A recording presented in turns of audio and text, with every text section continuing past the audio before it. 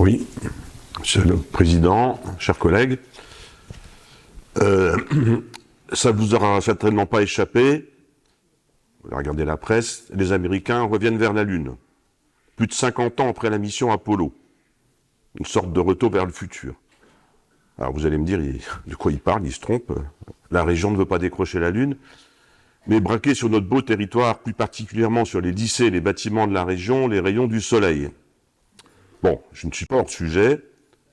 Où est-ce que je veux en venir? Eh bien, il y a des technologies, des projets qui souvent existent depuis longtemps et restent dormir dans les placards avant que la nécessité et surtout une volonté politique ne vienne les réveiller.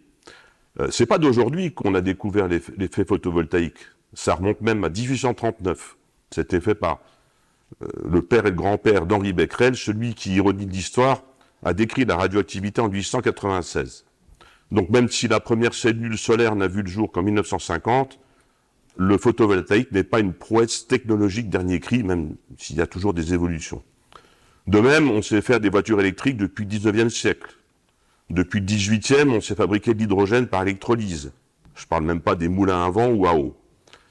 Je ne nie pas que les freins technologiques ont certainement entravé longtemps le développement de ces process, mais dans un contexte où les énergies fossiles ont été considérées comme plus faciles à mettre en œuvre, à stocker et donc moins chères à développer, face aussi à des intérêts industriels et financiers, il a manqué une volonté politique. Alors on ne refait pas l'histoire, mais mon propos est de rappeler que sans cette volonté politique partagée, les technologies ne peuvent pas tout. Alors le photovoltaïque, ce débat le montre, fait aujourd'hui à peu près l'unanimité, en tout cas plus que les éoliennes, et je ne doute pas que, comme l'avis du Césaire, les avis des uns et des autres seront positifs sur ce plan qui nous a été présenté par notre collègue André Croc. La feuille de route et Allbrace présente une ambition chiffrée, 8% de l'énergie produite en Bretagne en 2050, contre 3% aujourd'hui, et surtout fixe une trajectoire, une méthode et des moyens pour y arriver. C'est inscrit dans le Stradet, avec un scénario énergie-climat qui envisage une forte augmentation de la puissance installée à hauteur de 1,7 gigawatts en 2030 et 4,4 en 2050, soit une multiplication par 5 en 2030 et 13 en 2050. Tout ça en s'appuyant sur la filière locale et en la renforçant. La feuille de route prévoit de massifier l'usage du photovoltaïque en Bretagne, non seulement dans le patrimoine bâti de la région, les lycées, les bâtiments tertiaires, les ports, les aéroports, mais aussi en mobilisant, ça c'est très important, la filière du bâtiment, la filière agricole, les personnes privées, les collectivités. C'est donc bien un plan d'ensemble cohérent qu'on nous présente. Mais plus qu'au contenu qui a été très bien décrit dans la feuille de route, je me tendrai un peu sur le but fixé. Développer l'autonomie énergétique de la Bretagne. C'est là, à mon avis, que se trouve le tournant stratégique par rapport à une époque pas si lointaine où on vantait un modèle français, donc centralisé et performant, avec de grosses unités de production, le plus souvent nucléaires, et un réseau bien géré par RTE pour irriguer l'ensemble du territoire, jusque dans les endroits les plus reculés. Quand on vantait l'autonomie énergétique, c'était celle de la France, pas celle des territoires. D'ailleurs, la situation actuelle met en exergue beaucoup plus la dépendance que l'autonomie, y compris d'ailleurs pour l'uranium de nos centrales nucléaires, environ 8000 tonnes par an, importées de grands pays démocratiques comme le Kazakhstan ou du Niger, ou de l'uranium de retraitement qu'on expédie en partie en Russie, en Sibérie. Dans ce modèle, la place de la Bretagne était un peu singulière.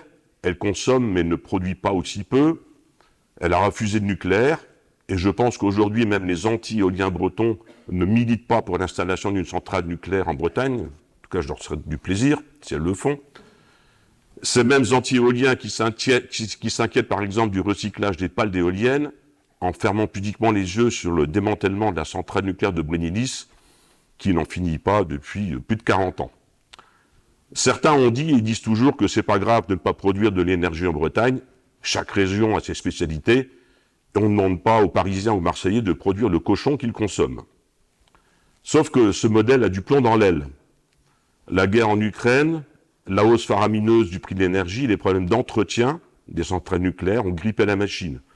On me rétorquera que c'est conjoncturel et que dès que la guerre sera finie, dès que les centrales nucléaires, les merveilleuses EPR produiront à plein, on pourra reprendre la marche en avant, comme avant, avec toujours plus d'énergie, toujours plus de puissance. Mais la fuite en avant, la répétition des erreurs ne crée pas des vérités. Au contraire, si on considère que les difficultés actuelles sont structurelles, dans le contexte du réchauffement climatique et de la chute de la biodiversité, on a une toute autre approche. À côté d'un écosystème énergétique industriel et centralisé, émerge une organisation décentralisée dans laquelle l'énergie devient l'affaire de tous. Et je me félicite que dans ce plan solaire, on évoque clairement l'objectif de renforcement de cette autonomie énergétique. On parle même de circuits courts, comme l'agriculture et l'alimentation. Produire, distribuer, consommer sur place, faire localement tout ce qu'on peut faire sur place, c'est un peu le nouveau principe de subsidiarité qui se met en place. L'énergie photovoltaïque se prête bien par sa souplesse d'installation à cette relocalisation de la production et consommation d'énergie. Mais si l'objectif est bien de renforcer l'autonomie énergétique de notre région, et pas de contribuer à verdir un peu le mix énergétique français, cela ne suffira pas. Compte tenu de la variabilité de la production et de la consommation, il faut bien évidemment un mix énergétique. Solaire, éolien, énergie marine, biomasse. Ce n'est pas simplement de l'énergie électrique qu'il nous faut, mais je dirais de l'énergie éclectique, avec également un environnement vertueux qui permettra de créer un véritable écosystème, économie d'énergie, réseau intelligent, stockage, hydrogène vert. Ce plan qui nous est présenté doit être vu donc comme une brique d'un ensemble beaucoup plus vaste pour tendre vers cette autonomie que nous souhaitons. Modestement, je vais revenir un peu sur les îles, c'est ce qu'on essaie de faire dans la mer d'Iroise. Elles ont une double particularité, ces îles, Ouessant, Saint-Molène, elles ne sont pas connectées au réseau national. Et donc, elles sont autonomes énergétiquement, mais aujourd'hui avec une énergie au fioul. C'est pas terrible.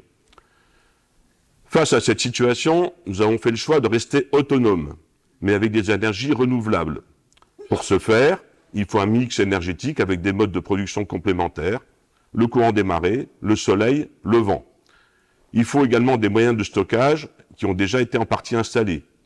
Il faut piloter le réseau de manière intelligente et bien sûr, il faut maîtriser les consommations, notamment par une meilleure isolation des bâtiments. Alors, bien sûr, comme ailleurs, ça ne se passe pas sans difficulté. Certains sont très fâchés, au nom de la défense des paysages, contre une malheureuse éolienne de taille moyenne qui est nécessaire pour compléter l'énergie solaire et celle du courant des marées produit par une hydrolienne. Pourtant, ces opposants ne demandent pas encore la démolition des phares, qui, convenons-en, sont des objets incongrus dans les paysages, même s'ils sont aujourd'hui classés monuments historiques. Certains demandent tout simplement un câble pour relier les îles au continent au nom d'une défense de l'environnement plutôt version Stéphane Bern. Un câble comme projet énergétique, c'est un peu comme si on demandait le renforcement des lignes à haute tension comme seule alternative pour assurer l'avenir énergétique de la Bretagne. Mais à côté de ces grands débats un peu déconnectés, les choses de manière pragmatique avancent. Les toits se couvrent de panneaux solaires. Une hydrolienne à Ouessant produit du courant et expérience unique au monde, l'injecte depuis 6 mois dans le réseau insulaire. Une expérimentation vient de s'achever pour adapter les consommations au moment de production d'hydrolienne.